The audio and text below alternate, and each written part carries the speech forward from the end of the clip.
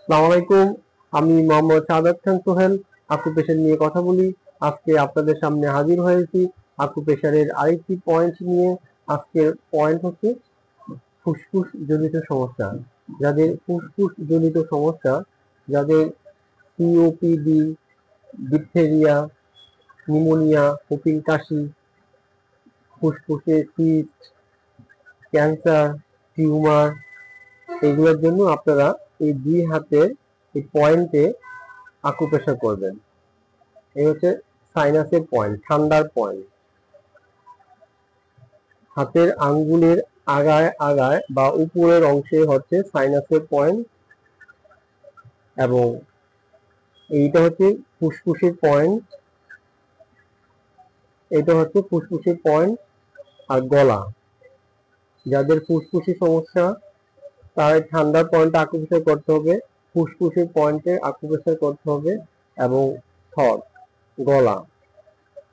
এখানে এটা হচ্ছে গলার পয়েন্ট। এখানে প্রতিদিন 100টি করে চাপ দিবেন এবং হাতের আঙ্গুলের আগায় আগায় 100টি করে চাপ দিবেন। আর এই ফুসফুসের পয়েন্টে 100টি চাপ দিবেন। এখান থেকে শুরু করে 1, আবার এখান থেকে শুরু করে 2, আবার এখান থেকে শুরু করে 3, এভাবে 100টি চাপ দিবেন এই ফুসফুসের পয়েন্টে। তারপর ডান হাতের গলার পয়েন্ট, এখানে যাদের ঠান্ডার জন্য গলায় চাপ দিতে হবে, গলার পয়েন্টে আকুপ্রেশার করবেন।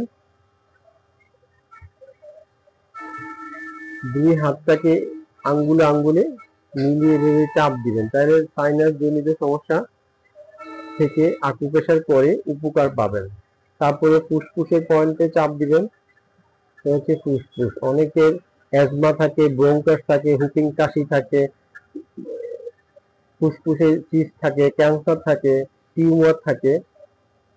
ভালো করে এই ফুসফুসের পয়েন্টে আকুপ্রেশার করবেন। এখানে ভালো করে একটু চাপ দিবেন। চাপ দিলে যখন একটু ব্যথা আছে, এই ব্যথা জায়গায় আপনারা আস্তে আস্তে করে আকুপ্রেশার করবেন। বেশি জোরে স্পেস করার দরকার নাই, আপনারা আস্তে আস্তে করে আকুপ্রেশার করবেন। সপ্তাহে 6 দিন, 2 হাতে 2 বেলা 100টি করে চাপ দিবেন। এগুলো হচ্ছে আপনার ঠান্ডা জনিত সমস্যা। যাদের সিওপিডি, ক্যান্সার, টিউমার, ফুসফুস জনিত সমস্যা, সিস্ট আছে, টিউমার আছে, অ্যাজমা, ব্রঙ্কাস, হুপিং কাশির জন্য আপনারা এই ফুসফুসের পয়েন্টে আকুপ্রেশার করবেন। হাতের আঙ্গুলের আগে আগে 100টি চাপ দিবেন এবং ফুসফুসের পয়েন্টে 100টি চাপ দিবেন, আর গলার পয়েন্টে এভাবে 100টি চাপ দিবেন।